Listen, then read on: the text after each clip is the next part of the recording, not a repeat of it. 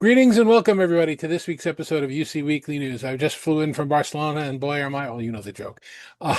We're back from ISE, and I'm here with my good friend Eric Krapf. Eric, who's been with Enterprise Connect for a long time and is kind of changing roles this year, right, Eric? Tell us about your new role.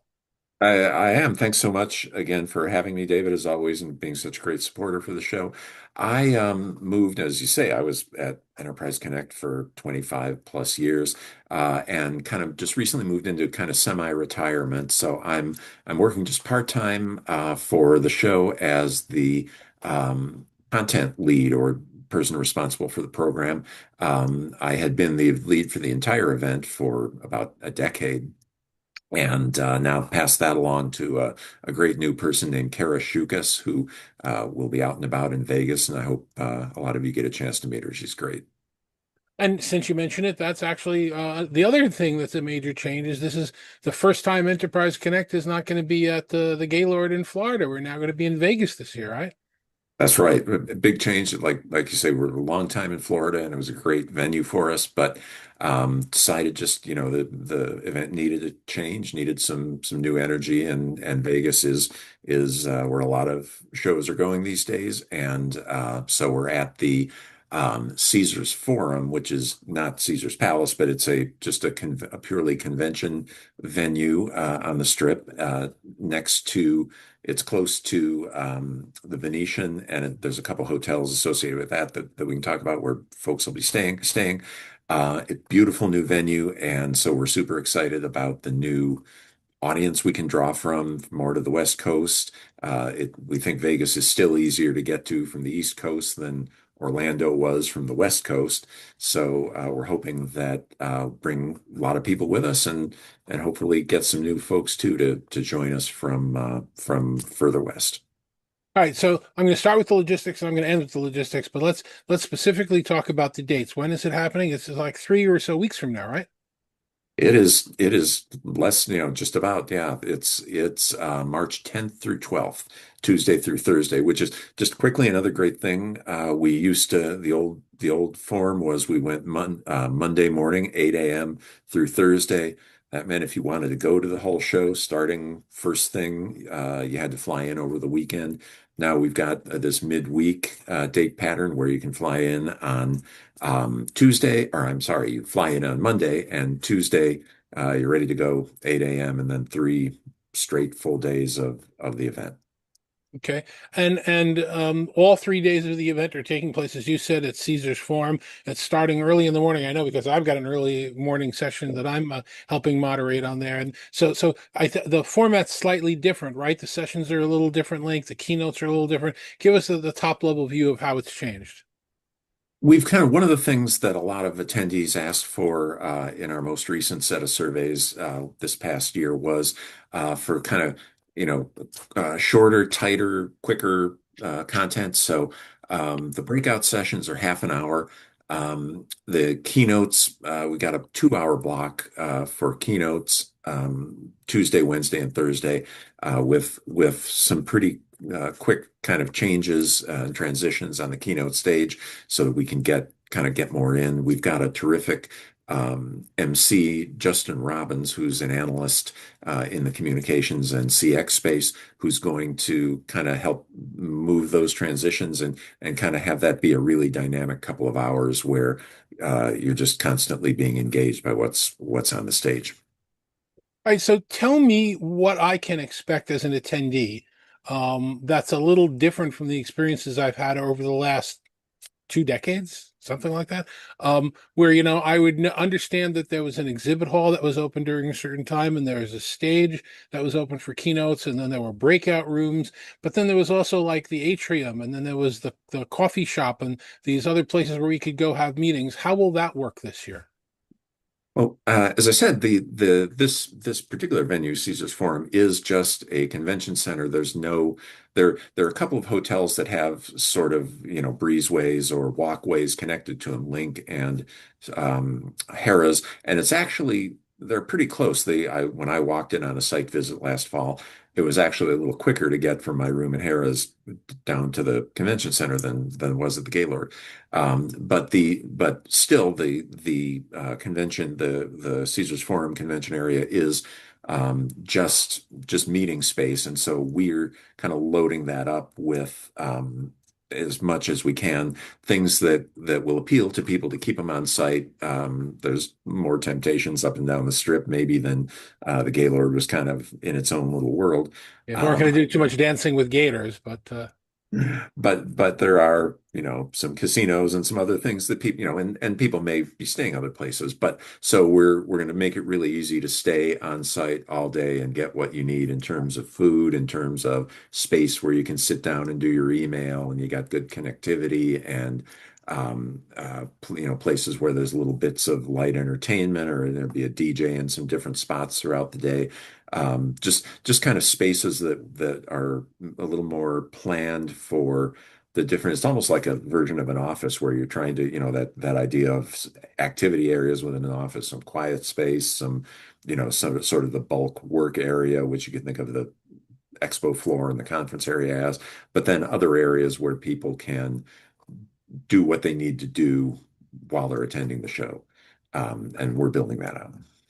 so give me a handful of if I want to meet a friend to catch up, or if I want to meet a vendor to catch up, what are the kind of places I can tell them that I can meet them? You can meet them. We're going to have something that'll be called a networking hall. One of the nice things about this venue is it's Vegas distances, so it's big, but it's all in one contiguous spot. So you kind of have a networking and keynote area, you have expo area, and you have a conference area, and they're just boom, boom, boom. So it's easy to figure out what's what and where to go. And so if we have this, as I say, this networking hall where there's going to be meetup space, there's going to be again sort of quiet areas with power so you can do work. There'll be spaces built within the expo floor that'll be especially for networking and meetups, both informal and things like there'll be speed networking again. We're taking the Enterprise Connect headquarters booth and doing sort of a experiential thing where we're bringing in industry experts to kind of have I think we call it hot takes and cold drinks. And the idea is some more informal engagement with experts and let people kind of debate or just talk or get some questions answered informally. And so we're trying to kind of build some of those informal spaces throughout. There's also going to be each of these areas that I talked about, those three main areas have gotten, blocked out, hard walled or air walled meeting rooms that the sponsors again are renting out. And so if you're meeting with a particular sponsor, there's a good likelihood they'll have a dedicated meeting room where they're taking a lot of their meetings. In addition to the space that they've got on the floor, they may be doing more of their dedicated smaller group meetings there in the meeting spaces. Okay, that's great. So let's talk about topics. What's really hot going to be? What's going to be really hot in the keynotes and the sessions this year? Because I know you've been looking at the program, and I know you've been talking with me about the stuff that I'm doing. So you must be talking with everybody else. Well, what do you think are like the top two or three things that you're excited about this year? Well, obviously AI, is no surprise. But we're trying, there's so many different angles you need to talk about AI from, in AV, it's its own thing about what are the capabilities you're bringing to AV with AI. CX is a huge area where, we've got sessions built around how are you using AI to improve customer service and is self-service and that sort of thing. And then, with collaboration, the kind of meeting assistants that the big platform providers all have, the transcription and meeting summary and all that other kind of stuff. What's really going on with that? There's a lot there. And then some of the just sort of homegrown. We got one session where We're in we're doing these summits on Tuesday, half a day.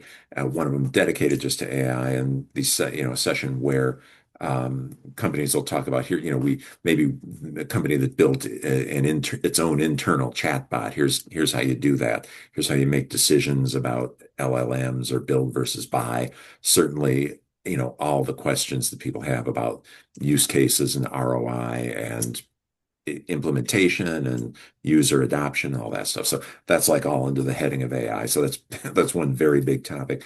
I think collaboration, that's kind of getting, it's got the AI piece of it, but then it's still got kind of a whole we built tracks around kind of topics, and one of them we focused on was legacy, because there's still, a ton of legacy infrastructure out there that enterprises have got to tend to and have got to, figure out how do you extend that value, how do you avoid the costs, as the investment gets older and you've got these service contracts or whatever. How do you um, look to the cloud, in a forward-looking way? There's, the larger cloud debate and discussion has evolved so much, and how does that impact what you're thinking about UCAS or CCAS? Your colleague Dave Michaels is doing a great session on sort of what's the post UCAS world look like, at least post pure play UCAS. So I think that whole how do you assemble the piece parts of a collaboration service in 2026 that your users that matches how your users want to collaborate and do that work. No sessions on the metaverse this year. Apparently that's not a thing anymore. Who knew? Yeah, Um, who knew exactly, and who Never knows thought. what AI will be in another 5 or 10 years. But it's been an interesting evolving terms du jour that we have to deal with in our industry and in our space. Any specific keynotes you want to highlight that people would be interested in attending? We've got a kind of a futurist, a woman named Heather McGowan, who's going to. I mean, I think one of the things that we try to do, and we have a couple breakout sessions too, where we want to, you. I think a lot of understanding what you're going to do with AI is about context and is about understanding not just the technology of AI, but the role of AI in your end users and your customers' worlds. And so she's going to talk about that from a very futuristic standpoint and a very strategic standpoint. Um, we've got some of the vendors. We got a few vendors giving keynotes, and we've also got some really interesting user panels on the keynote stage. We've got one on security that's going to feature a guy with the LA Department of Children and Family Services, which you can imagine what sort of concerns they have about things like deep fakes, which it's amazed me how many security people are really worried about deep fakes already being injected into collaboration. And so, I mean, that's if nothing else, AI is creating a lot of buzz for security. And so we got that guy as well as um, a gentleman who's with a pharmaceutical called Amicus Therapeutics, and then also a security expert from MasterCard on that session. So I think that'll be a really interesting discussion. Got a couple of enterprises talking about how they're doing AI, and prioritizing and making those decisions about ROI and use cases and stuff like that. So that's kind of what I'm excited about. We got some end users on the stage. People always love that. No astronauts this year. He was great. Mike Massimino, who people may know from TV as well as from being an astronaut, and there were so many people who quoted he had a particular line about how he was up there fixing the Hubble telescope, and he like snapped a nut off or a screw off or something, and he said, my rule is I beat myself up for 30 seconds about something like that, and then I move on. So he was like, for 30 seconds, I told myself, we'll never know how life on Earth originated because I broke this screw, and then finished it and moved on. And people are like, that's what I started telling my team. Excellent. How does it end this year? What's the last session? I think you've changed that a little bit as well, right? Yeah, we used to do a lock note at the end, and that was tied to kind of the way Thursday was sort of this half day that it was after the show floor closed, and so many of the people had already gone home at the end of Wednesday when the floor was done. This time we've got sessions running right up to the end, but we don't have kind of a single kind of tie it all together session at the end. I think there's always, the show floor goes pretty much to the end of Thursday. And so in any show, there's always kind of you're doing the balance between conference and expo and get people to both places or get people one last, trip around the show floor to see anybody they've missed and don't pull away from that. So it's going to kind of run right up to the line at 5 o'clock or maybe 4 on Thursday, and then we're out of there. Well, it is Vegas. I hear there might be like a bar somewhere where people can have a toast to celebrate the new venue of the show and how everything went. It might be something way to spend your money on. So, One or two in the area. It's even one you're right near the high roller. There's a bar car in the high roller that you can go up on. and Um, yeah, as a matter of fact, that's something I think there's some kind of deal with our sponsors. I'm not sure quite all the ground rules where the sponsor can get a customer, can take a customer up in the high roller, which takes something like half an hour to go completely around. So your customer's kind of a captive audience for a while, and they get an incredible view of Vegas and some cocktails, and they talk to their vendor. Terrific. All right. So as I promised, I wanted to do the logistics one more time. First of all, if someone hasn't registered yet, silly, how can they get information? How can they register? Is there a discount code available? What's the deal with that? Best thing to do is just go to enterpriseconnect.com. That's the homepage. There's a click on page for passes and pricing that'll take you to registration. If you use the code DANTO, just use your last name. That gets them, I forget, I think it's $400 discount, but that gets them one of the best discounts. So that's the way to get your best deal. And the pricing tiers constantly, kind of expire, and then the next tier is a little bit more expensive. So that's encouragement to kind of register as soon as you can. Um, Sooner is better than later. that's right. And the plan is to fly in on Monday, attend Tuesday, Wednesday, Thursday. And if you're not familiar with Vegas, you can pretty much come in or leave anytime you want. There are plenty of red-eye flights if you want to leave when it's over on Thursday, or you can stay Thursday and leave on Friday, or you can stay the weekend before or after. The weekend before is my wedding anniversary. I can't convince my wife to take another trip to Vegas, but if she was interested, that would be a nice way to spend the weekend before the show starts. Well, it's funny you say that. I mean, like you've been going to shows in Vegas for years and have never been able to convince my wife to at least give it a shot. But one of these years, we'll take the weekend and at least check out some shows. Yeah, it's nice to be a tourist once in a while to just like not have to wake up early and not have to do anything.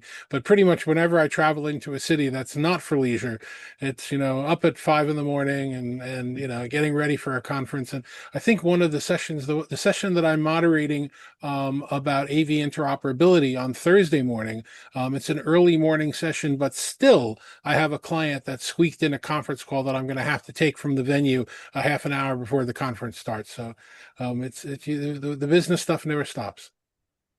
For sure, especially you're on the West Coast time, and so everybody What are else. the dates again? It is March 10th through 12th at Caesars Forum in Las Vegas. March 10th through 12th, Caesar's Forum, which is not Caesar's Palace, owned by the same people, but different location. And it's enterpriseconnect.com to get more information. Correct. Eric, I'm looking forward to seeing you in a few weeks and going through the annual ritual of no coquina lawn, no this, no gators, but talking about collab with a whole bunch of other geeks that are really interested in it. Well, thank you so much, David. Thank you for being such a great supporter of the show over the years. And yeah, looking forward to seeing you in person soon. And thank you very much for watching the shows you do every week. For now, I'm David Danto. Have a great week. We'll see you next week.